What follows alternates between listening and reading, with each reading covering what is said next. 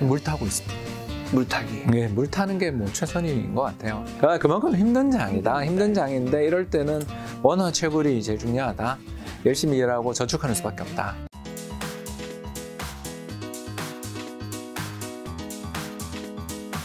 아마 박사님도 들어보셨을 것 같은데 레이 달리오가 현금이 쓰레기다. 근데 주식은 현금보다 더 쓰레기다. 그렇죠. 라는 멘트를 했잖아요. 네. 요거 어떤 의미예요, 정확하게? 인플레 할때 네. 뭐하러 주식하냐 이거겠죠. 현금도 쓰레기인데 주식. 그러니까 커머디티 투자했다고 자랑하는 거죠. 근데 레이 달리오 그런 이야기를 들을 때마다 저는 한숨이 나오는 게 왜요?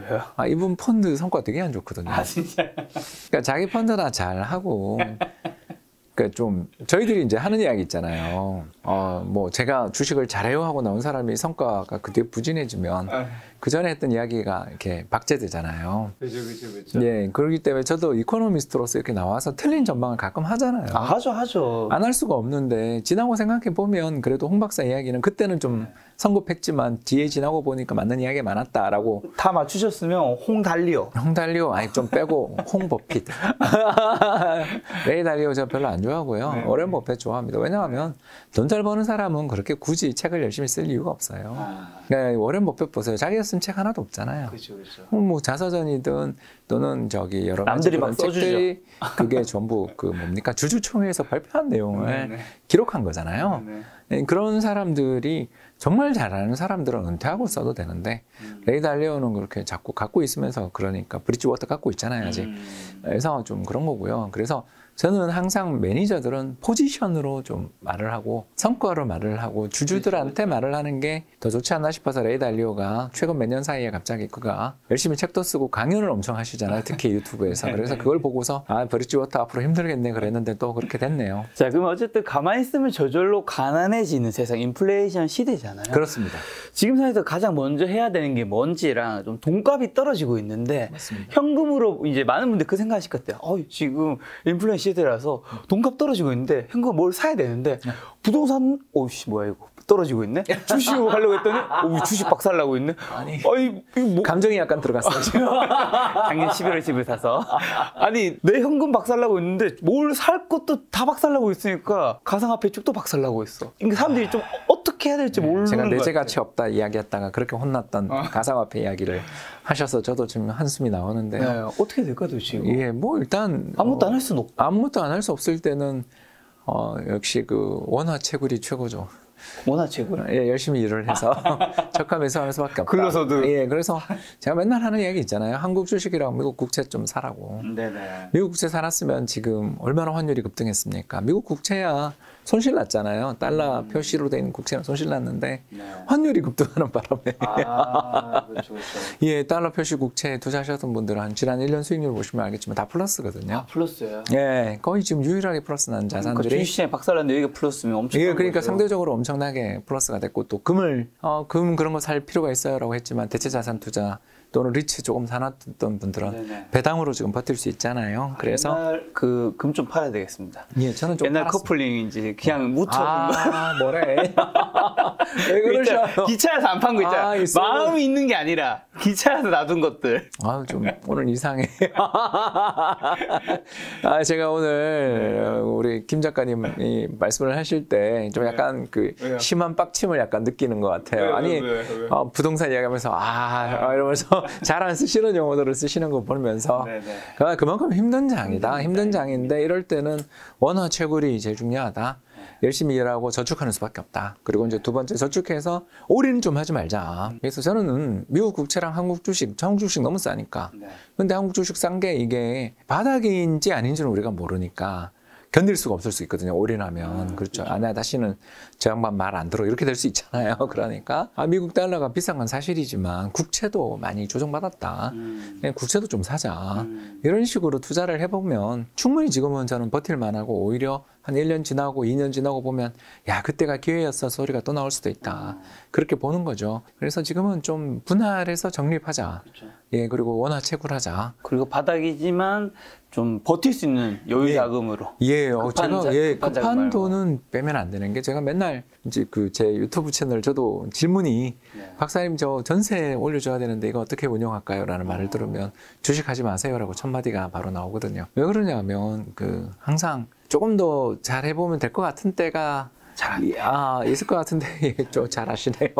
잘 안 돼요. 막아 껴서 그래. 그러니까 기한이 정해진 돈은 운영이 참 쉽지 않아요. 기한이 정해진 돈은 조급해지겠죠. 네, 그렇습니다. 그래서 좀 느긋하게 바라볼 수 있는 돈들은 충분히 성과를 낼 수 있는데 올인하거나 레버리지하거나 기한이 있는 돈은 운영이 쉽지 않기 때문에 그냥 그때 저는 뭐 그냥 은행 예금 넣으시라고 그랬던 기억이 나는데 급한 돈들은 지금 이렇게 뭐 저가 매수다.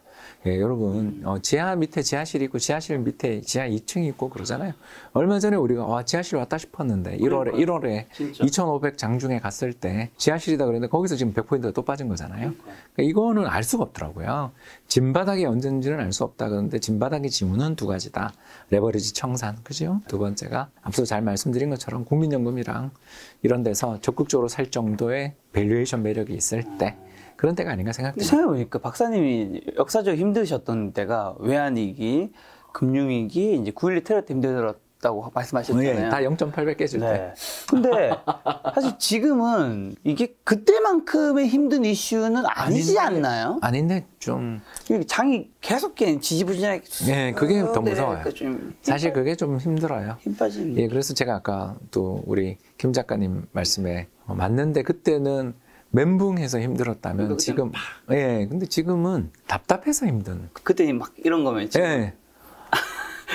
짜증이 좀 나는 장 있잖아요. 이 답이 보이는데 그러니까. 전혀 안 하는 그런 분위기. 그래서 2018년도 이랬잖아요. 미중 무역 분쟁 때문에 경기 나빠지는데도 트럼프는 자기 그해 연말에 선거 앞두고 계속 그 관세 3번에 걸쳐서 인상했죠. 거기다가 파월은 또 경기가 나빠지고 있는 게 보이는데도 금리 인상해서 그 장단기 금리 역전되고 불황신호 오고 막 그러다가 결국 그해 연말 2018년 연말에 크리스마스에 대해 패닉 발생하면서 시장 우리 종합주가 지수가 2600에서 1800 가던 800포인트 그때도 800포인트 빠졌고 이번에는 이제 그보다 더 빠졌는데 아무튼 그런 장들이 나오게 되는 걸 보면 다 정치적인 요인들이 되게 크고 거기에 연준이 금리를 진작 올려야 될 때는 안 올리다가 경기 나빠지는 거 보이는데 금리를 올리고 있는 걸 보면서 답답했던 기억이 있다면 지금 파월도 답답하지만 뭐 파월 책임보다는 지금은 바이든 책임이 너무 크니까 바이오 디젤 관련돼 있는 이런 것들 좀 해서 굶어 죽어가는 사람들은 없도록 만들어주게 식량으로 풀 수 있게 이렇게 만들어야 되는 거가 제일 우선인 거고 더 나가서 셰일 오일 생산이 분명 환경에 문제가 생길 수 있다는 건 알지만 사람 목숨이 더 중요하지 않냐. 그렇죠. 저는 이런 관점에서 좀 보조금 줄 수 있는 거 아닌가. 이 문제에 대해서는 셰일 오일 좋아하는 공화당 협력도 얻을 수 있을 텐데 꼭 그 맨친 그 할배 상원의 지배자 그 할배만 눈치를 봐야 되는가. 이런 것들을 생각해 보면 참 이게 그 이념, 정치 이게 지금 뭐 푸틴이 우크라이나에서 학살 저지른 것도 그런 거 아니겠어요?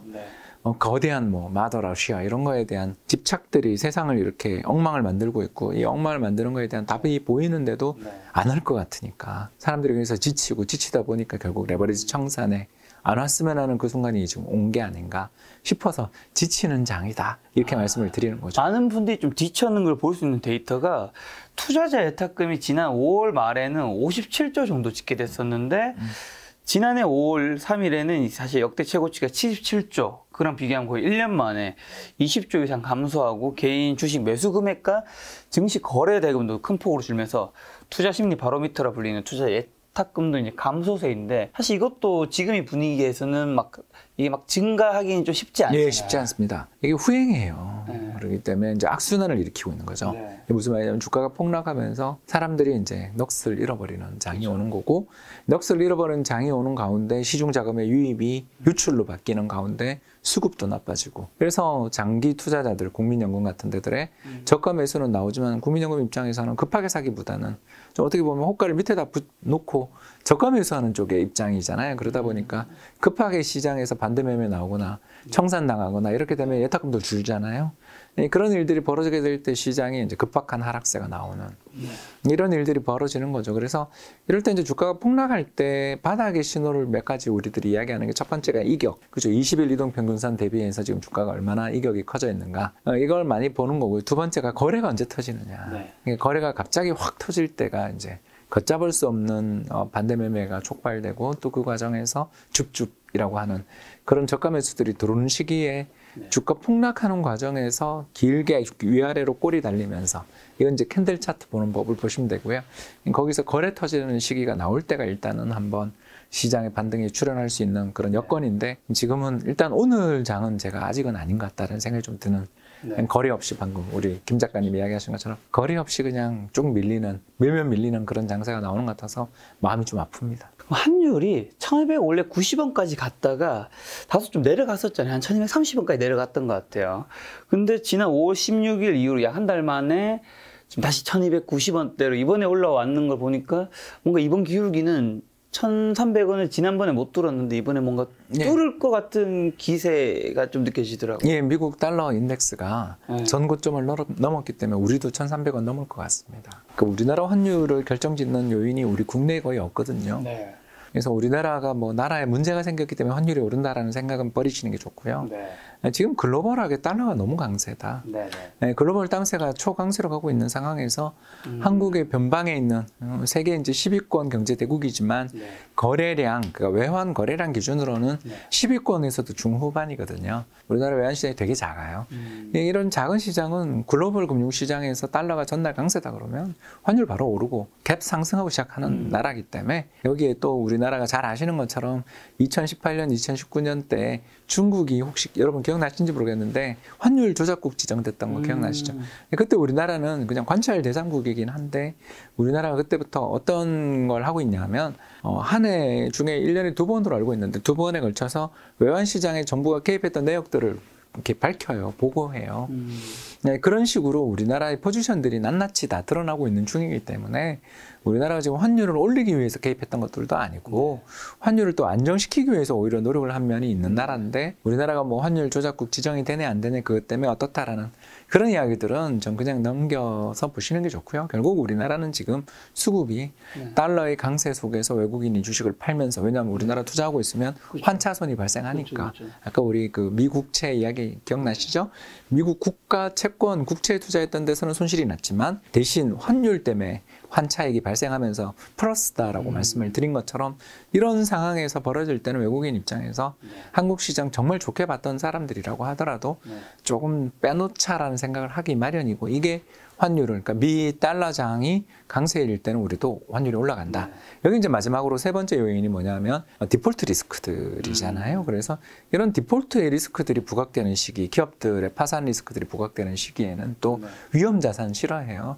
위험 자산이 뭐냐? 주식이잖아요. 그러니까 해외 주식 투자해 놓은 게 또 더 빠져나가는. 그래서 미국 달러 강세에다가 우리나라 시장에서 외국인들이 환차손 문제 등 이런 것들 때문에 또 우리 시장에서 손절매성 매물도 나오고 그러는 거에다가 지금 디폴트 리스크들이 나오는 나라도 있고 기업도 있으니까 좀 안전자산으로 채권으로 가자. 그래서 미국 인플레가 그렇게 되게 심하다는데도 미국 고금리는 보면 뭐 3% 초반 정도잖아요.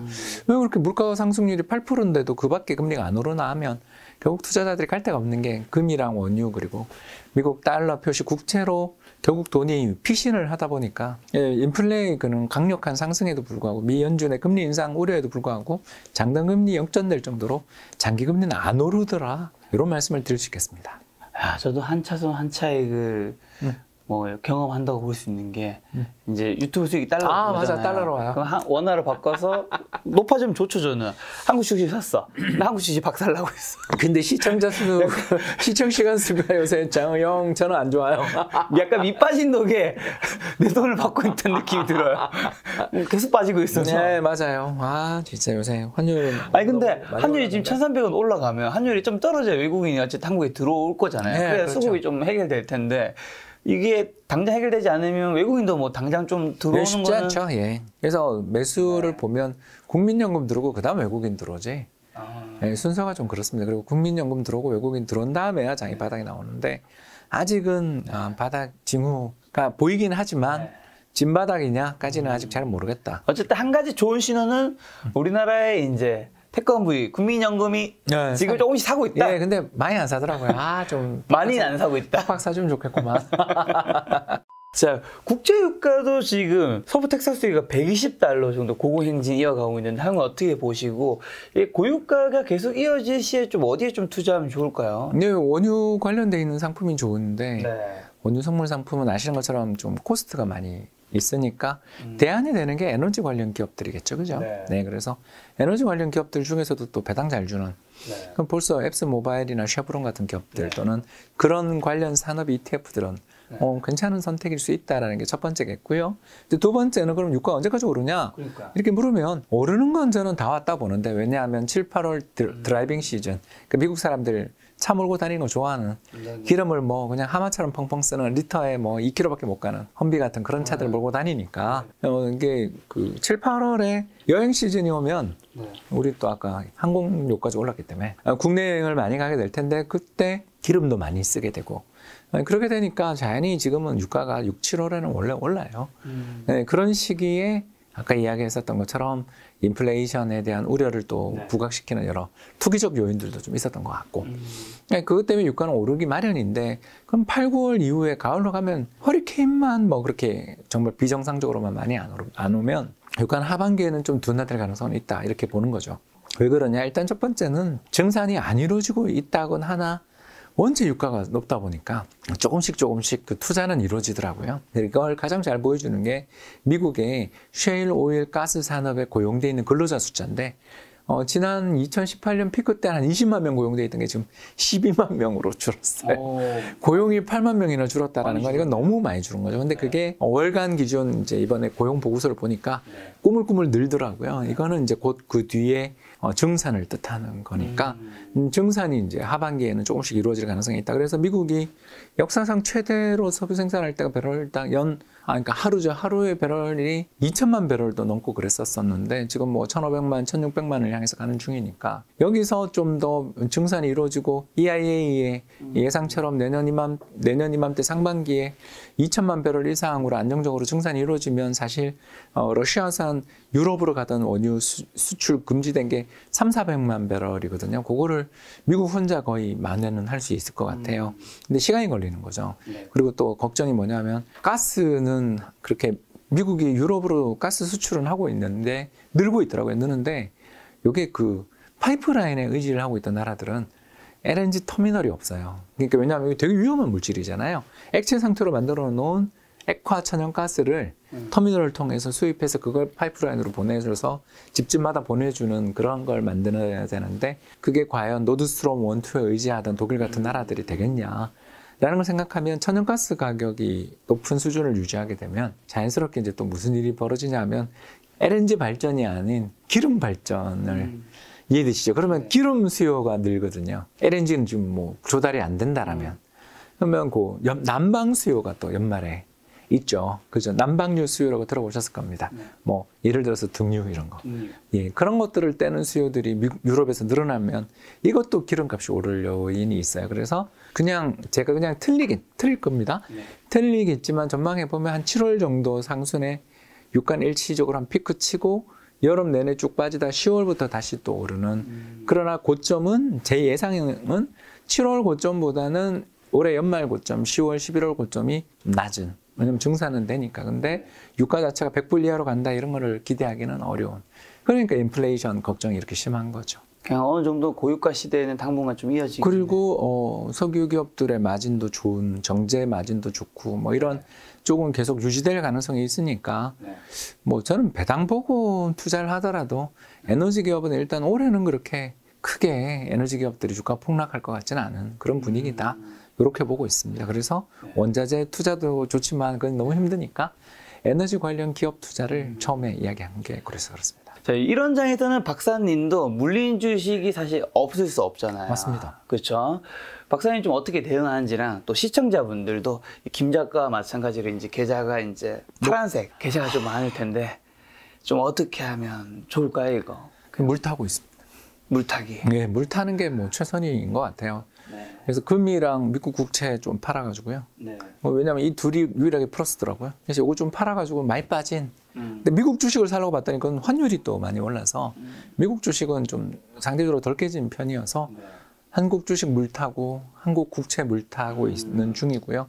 그리고 근로채굴, 원화채굴 열심히 해서 요새 열심히 요즘 강연 많이 다니시더라고요. 강의를 인스타그램에 아주 강연이 전국을 다니고 계셔. 예, 얼마 전에 제천 포레스트 리솜인가? 거기 갔다 왔는데 되게 좋던데요? 좋습니다. 예, 광고 좀 들었으면 좋겠습니다. 아무튼 포레스트 리솜이나 뭐 이런 여러 연수원들 다니면서 느낀 게 오프 그 강의들이 늘어서 제가 열심히 원화 채굴을 하기 좋은 환경이라서 열심히 채굴을 하고 있는 중이고요. 또 물 타는데 이제 마음이 아픈 종목이 LG생건이 제일 마음이 아프고요. LG생건. 예, 한 80만 원, 90만 원 되길래 웬 떡이냐고 샀다가 60 앞에 6자 찍히니까 물 타다가 저도 지쳐가지고 이제 월급 들어오고 뭐 이렇게 또 들어갈 때 또 사고 그러고 있습니다. 에어비앤비도 물려 있고요.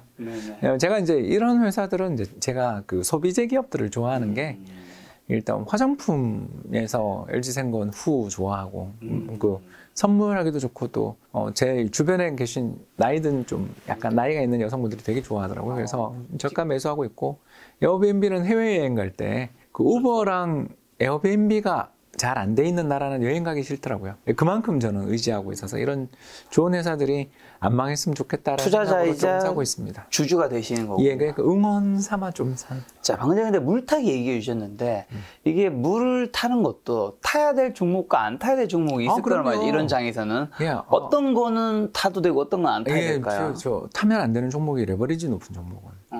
이 레버리지 높다는 게 뭘 의미하냐면 현금이 좀 없는 회사들. 그럼 불황에 되게 위험해요. 그러니까 저희들이 이걸 로우 퀄리티 회사라고 부르는데, 예, 퀄리티라는 게 결국은 이제 재무 안정성, 이익의 질 뭐 이런 뜻인데, 이 좀 그 부채가 많고 여유 자산이 그렇게 여유 현금 흐름이 좋지 않은. 그러니까 영업 부문에서 현금 흐름이 좀 들어오지 않으면서 재무 쪽에서 끌어오고 그러면서 투자 활동만 많은 이런 회사들이 좀 어렵거든요. 그래서 이게 최근에 IT 성장주들이 왜 이렇게 힘드냐 하면 버닝한다고 우리가 그러잖아요. 불태운다고. 현금을 불태우면서 열심히 우리가 좀 성장하려고 애를 쓰는 그런 기업들이잖아요. 그런 기업들은 이게 자금 조달을 신속하게 받지 못하면 망하거든요. 미국의 그 벤처 기업들, IT 기업들이 그 현금 고갈돼서 사람 해고하고 막 이런 뉴스들 보신 것처럼 그런 회사들이 좀 죄송합니다만 로우 퀄리티 회사거든요. 그렇기 때문에 이런 회사들은 좀 쉽지 않습니다. 그러니까 투자를 할 때 재무제표 한 번이라도 좀 그리고 특히 현금 흐름, 영업 부문의 현금 흐름이 꾸준한가 요거는 꼭 한번 체크를 하시면 좋을 것 같습니다.